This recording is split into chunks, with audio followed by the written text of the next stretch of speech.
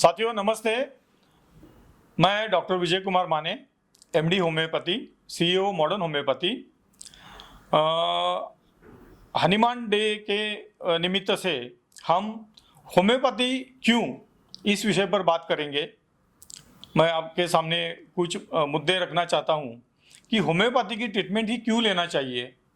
हमने देखा है कि पूरे वर्ल्ड में तीन चार प्रकार की the ways of treatments are there, जैसे कि allopathy, ayurveda, homeopathy and Unani. Another one naturopathy is also there, naturopathy भी है।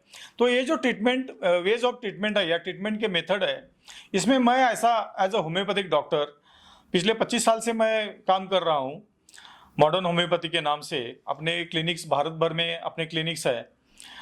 जो डिसीजेस जिसको इनक्यूरेबल बोलते हैं, जिसके लिए कोई ट्रीटमेंट नहीं है, जहाँ पैथोलॉजिकल चेंजेस होते हैं, ऐसे जो डिसीज है, ऐसी जो बीमारियां है, उसमें हम पिछले 25 साल से काम कर रहे हैं और उसमें हमने ये सिद्ध कर दिया है कि पैथोलॉजिकल चेंजेस जो होते हैं जिस बीमारियों में, वो पैथोलॉजिकल चेंजेस रिवर्सिबल हो सकते हैं।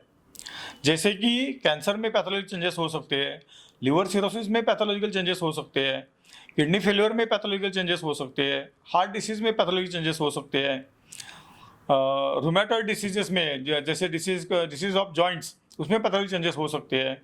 तो वो सब pathological changes are treatable and curable under modern homeopathy. So that is my research work.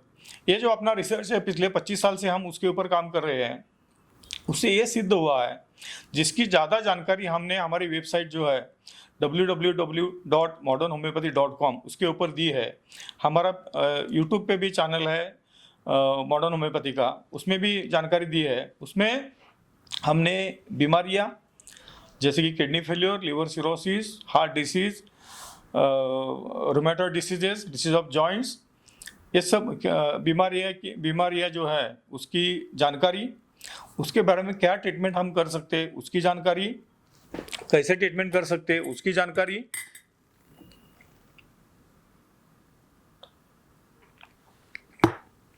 Treatment के पहले, ट्रीटमेंट के दौरान और ट्रीटमेंट के बाद क्या चेंजेस होते हैं पेशेंट के रिपोर्ट में और पेशेंट में, उसके टेस्टिमोनियल्स, ये सब हमने उधर दे दिया है। वेबसाइट और यूट्यूब चैनल और फेसबुक का भी अपना पेज है, उसके ऊपर दिए है, आप देख लीजिए। तो ये बात है कि पैथोलॉजिकल चेंजेस जो है वो रिवर्स हो सकते हैं। उसी हिसाब से जो जो बीमारियां इनक्यूरेबल बोली जाती है, वो बीमारियां अपने से ठीक होती है।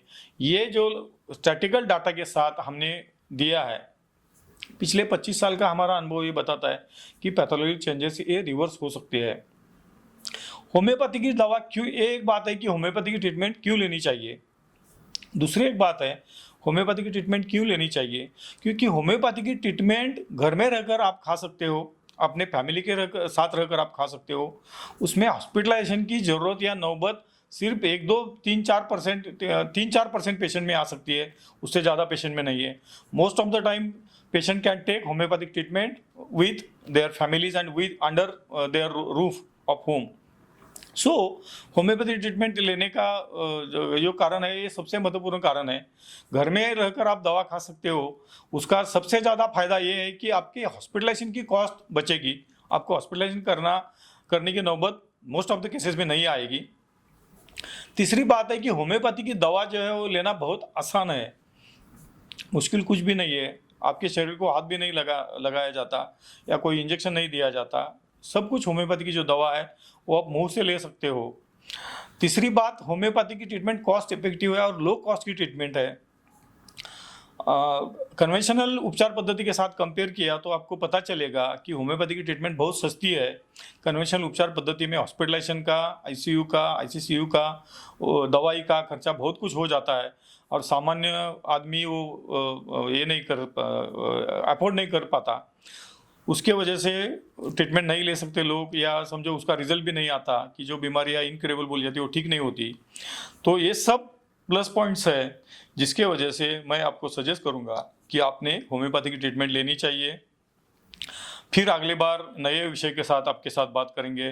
धन्यवाद, नमस्ते।